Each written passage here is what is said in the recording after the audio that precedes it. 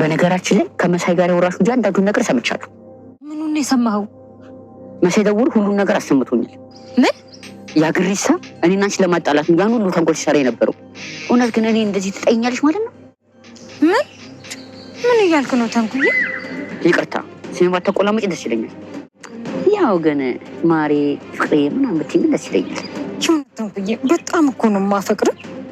ቆይ ፊኛ ውስጥ ሜርኩል ከተገኘ በፊት ነው በኋላ? ሂዛ እንዴ ቅድም ሳወራ እየቀለድኩ መስሎ ነበር።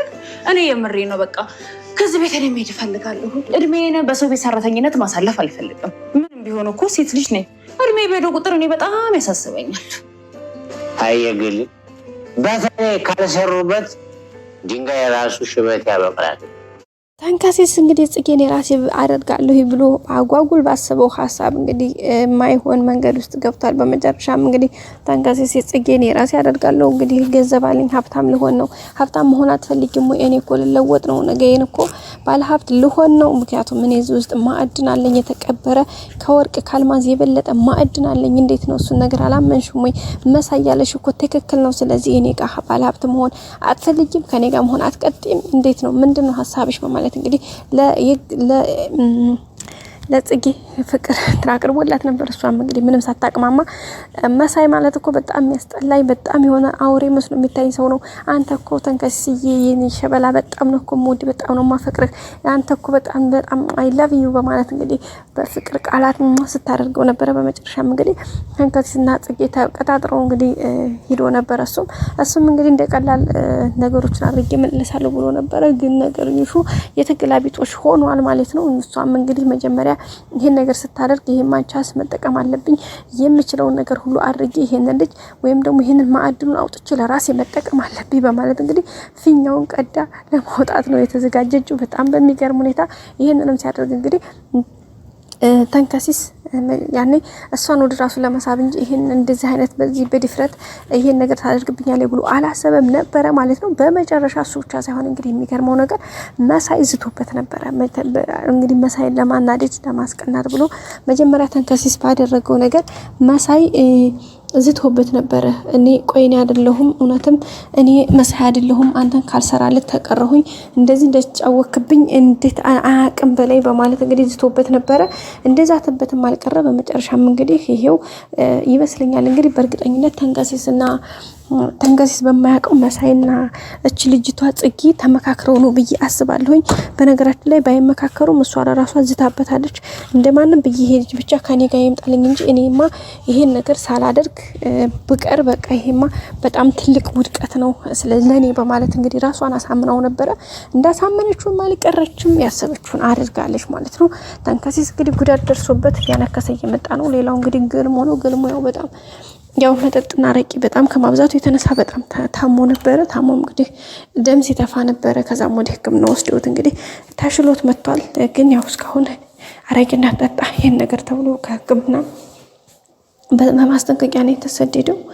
ያው ግን እስካሁን ምንም ነገር ራሱን ትያለ ነው። ግን ከመጠጥ እንደማያቆም ራሱን አሳምኖ ነው ያለው። እንግዲህ የግሌም በቃ ካሁን በኋላ መጠጣት የለብም እያለች ነው የምትገኘው። እሷን ብቻ ሳትሆን ሁሉም ቤተሰብ ይሄን ማድረግ የለብህም ብለውታል። እውነት ይሄን ነገር በዚሁ ይቀጥል ይሆን? ግን አይመስልኝም። መሳይ ተንከሲስ ማነው ገልሞ ነገሩን መቀየሩ አይቀርም ብዬ አስባለሁኝ። ምክንያቱም በጣም ከባድ ነው እሱ ያለበት ሁኔታ።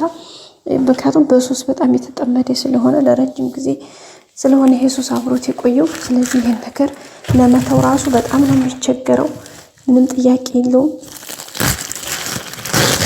እነሱም ደግሞ ከዚህ ሱሱ እንዲያመልጥና በዙ እንዲበቃው የሚችሉትን ሁሉ እያደረጉ ነው የሚገኙት።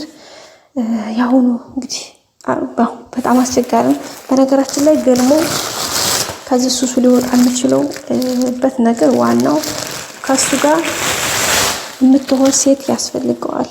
እንግዲህ በተለይ የግሌ ፍቅሩን ብትቀበለው ጥያቄውን ብታከብርለት በእርግጠኝነት ህይወቱ እንደሚለወጥ ምንም ጥያቄ የለውም። ምክንያቱም በነገራችን ላይ ለወንድ ልጅ ሴት ልጅ መድኃኒት ነች። ገባችሁ አይደል ጋይስ? ደግሞ ያው እንደሚታውቁት እሱ ደግሞ ይወዳታል። ግን ፍቅሩን ራሱ ሊገልጽላት ሊነግራት ምናምን ሲያስብ ይፈራልና ያው እሷ እንደማትቀበለው ሲያስብ ሁሉን ነገር በሆዱ ያደርገዋል ማለት ነው። ምክንያቱም መናገር አይፈልግም። ለምን ይህን ነገር ብሎ ደግሞ ጭራሽ ሌላ ነገር ጥላቻ፣ የባስ ጥላቻ ታመጣብኛለች ብሎ ስለሚያስብ ማለት ነው ቤተሰቦቻችን።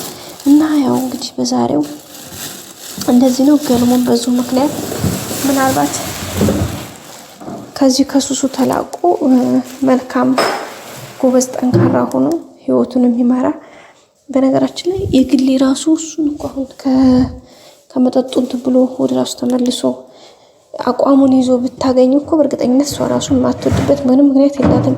እሷ እኮ የምትጠላው የእሱን ይሄን ሰክሮ የሚመጣውን እንትኑ ነው እንጂ ሌላ ነገሩ አትጠላውም። ስለዚህ ይሄን ነገር ቢያደርግ እሷም አሪፍ ሆና ከሱ ጋር እንደምትቀጥል ተስፋ አለን ማለት ነው ቤተሰቦቻችን። ሌላው ትትና ናት። ትትና እንግዲህ ቤተሰቦቿ ያው አባቷ እንደታመመ ተደውሎላታል፣ ተገርቷል። ለሕክምና ብር እንደሚያስፈልጋት ተነግሯታል። ያው እንግዲህ ብር ለማዋጣት እየሞከሩ ነው። ያው የግሌ ያለቻትን ብሯን ሰጥታለች። ትትናም በጣም ነው የተገረመችው። እንግዲህ መድብልም ደውሎላት ተገናኝተው ነበረ፣ ግን ምንም ማውራት አልፈለገችም። ያው ከሱ ጋር ይቅርታ ለብቻ ጊዜም ፈልጌ ነውና ስለዚህ እባክህን ፍቀድልኝ በማለት እንግዲህ ከሱ ጋር ብዙ መቆየት አልፈለገችም። እሱም እንግዲህ እሺ እንደዛ ከሆነ ላስቸግርሽ አልፈልግም በማለት ለቋታል።